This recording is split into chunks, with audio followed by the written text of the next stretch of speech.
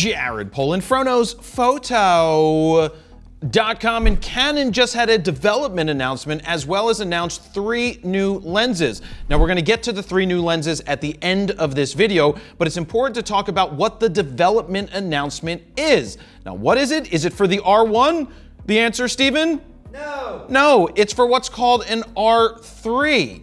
Yes, Canon's coming out with an R3 that they say falls between the R5 and the 1DX Mark III. So they're not calling it the top of the line. They're saying that the 1DX Mark III is still considered to be the flagship top of the line, but that begs the question, is there going to be an R1? So here's what we know about the R3, and it's slightly more than what Nikon gave us for their Z9, but let's start off with what it looks like. This is the picture that we have of the R3. Now it looks smaller than the 1DX Mark III, at least based off of what we see here. If you look at the top where the pentaprism would be for the optical viewfinder and where the electronic viewfinder is, it looks like it's slightly smaller. But I love the way that it almost looks like it's carbon fiber, but I would assume that that's just a rendering that's going to be rubber with some nice feely rubbery grip. And as you can tell, it has a built-in vertical grip. So it's just one piece. Unlike the Sony A1, which doesn't have an integrated grip.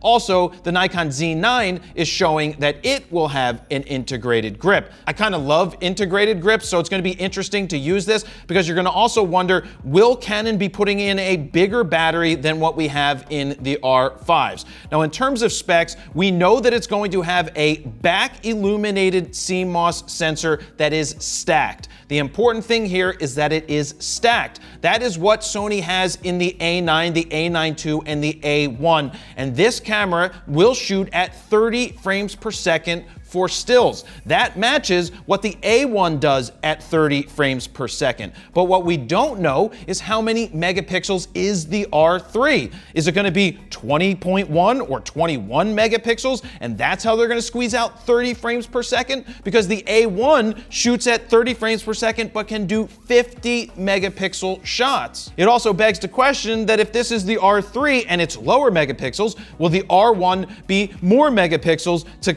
compete with whatever else is out there? Now, let's talk about the difference between the stacked CMOS sensor and just what's in something like the R5, which is not a stacked sensor. And to do that, I'm going to use my trusty example photos that I shot at the Phillies game the other day. This picture right here is from the R5. Colors look fantastic. Focus looks great using the 600 f4 version 2 that's 10 years old, but I'm shooting with the electronic shutter, and this is the effect that you get. The ball looks like an egg. Basically what's going on is that the sensor is doing some sort of readout. So it's a little slower on the R5, which means you're going to get some bowing of the ball, as well as on this next picture, the bat. Look how the bat looks like it's bowing. The same thing would happen on a golf swing. You would see that it looks like the club is bowing. That's what happens with the traditional sensor that doesn't have a super fast readout speed. But with the Sony A1,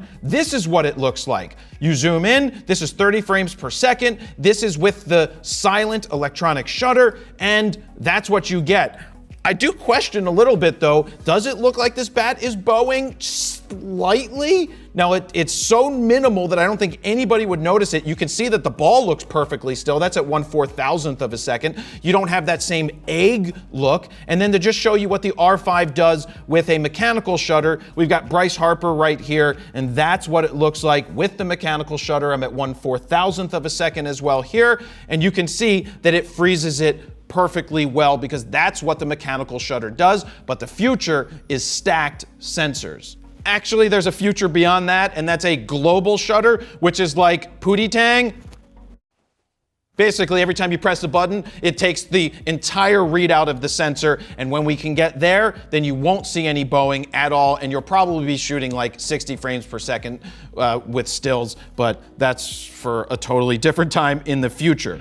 Let me jump in here real quick to show you FOV Pack 3 in action on this picture taken with a Canon camera. Let's start with Fifth Element. Then we've got Canadian Tuxedo, followed by Capone. Just look at what Capone does. It's pretty insane how well that one works. We've got King Contrast, followed by Mentos, followed by Mount Airy, and then check this one out, Prestige Worldwide. We created 15 all-new custom Lightroom presets, and you just saw a bunch of them. Even with just one click, they give you a great starting point as well as speed up your raw workflow. To check them out right now, head on over to FroKnowsPhoto.com/FroPack3. While you're over there, you can play with the sliders to see the befores and the afters, and if you decide to pick them up right now, they are currently on sale, or if you want to pick up FroPack 1, 2, and 3, you can save even more with the FroPack Triple Play Bundle. Now, let's get back to the video.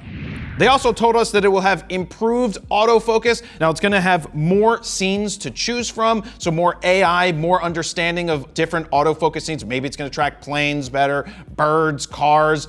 Maybe they'll put a squirrel mode in there so that it can track squirrels. Now, it does have something interesting called Eye Input AF. This is something that they did back with like the EOS R3, I believe it was what it was called, with the film day and one of the EOS Alans way back in the day. Your eye, wherever your eye looked, it would move the focusing point. Now, I think that's a terrible idea, especially for a person like me, where my eyes are nonstop shaking and they're always moving. But also, what happens if you're looking at the edges of your frame, trying to see if you have any mergers or any distractions on the side? Is the focus going to constantly shift somewhere else?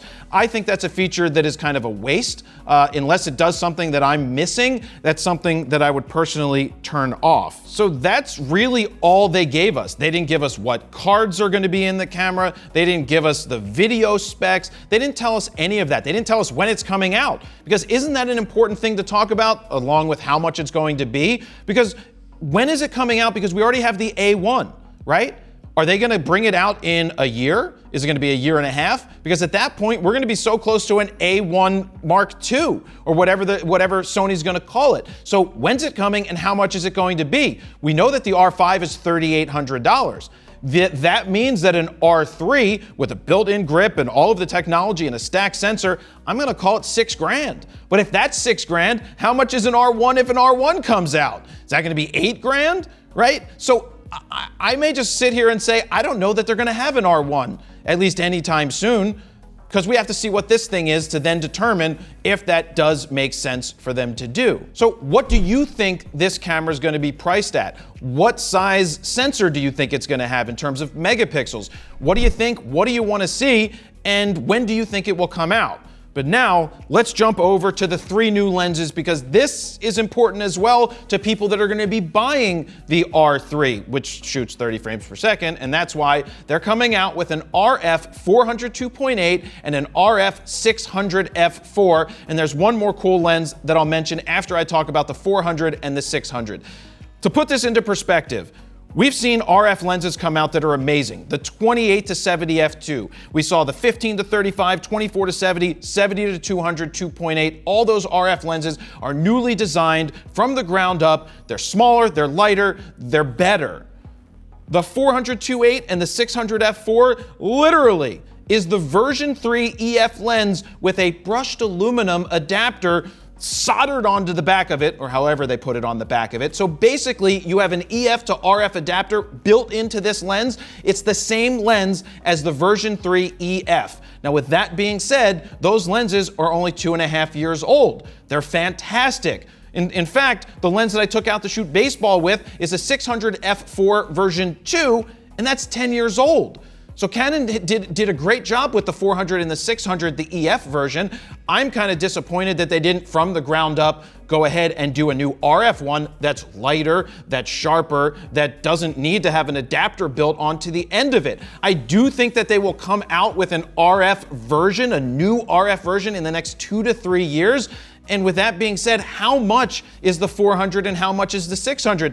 The exact same price as the EF version. We're looking at $12,000 for the 400 and $13,000 for the 600. Same exact price. Does that mean the EF lenses are going to go on sale? Because when I shot the 600 f4 at the baseball game yesterday, I just put an EF to RF adapter on it. That's $99, and it adapted really well to the R5. Oh, and Canon did tell us that, it's not exactly the same. It's slightly lighter. And by slightly lighter, it's a fraction of ounces lighter. And when you're using an 8-pound lens, in general, a couple of ounces isn't going to make a difference. Also, in terms of image stabilization, you have 5.5 stops of image stabilization. You don't have the 8 when paired with the R3 or with the R5 or the R6. That's what the newer RF lenses get. They get newer motors, they get newer a lot of things.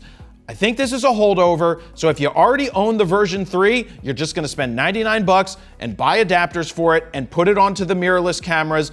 But the big question is, do you go out and buy this version with a brushed aluminum back on it at all, or do you wait for something else? Or does the price of the EF lens go down by $99 so that it's basically the same price? I don't know. Let's talk about the last lens, because this is a newly developed lens. This is the RF 100mm 2.8L macro with new dual nano motors and SA control. That's the important thing here. SA control stands for spherical aberration control. What it allows you to do is change the type of bokeh that you're getting. Do you want sharper bokeh? Do you want softer bokeh? You can decide that with a twist of a button or a knob or a ring.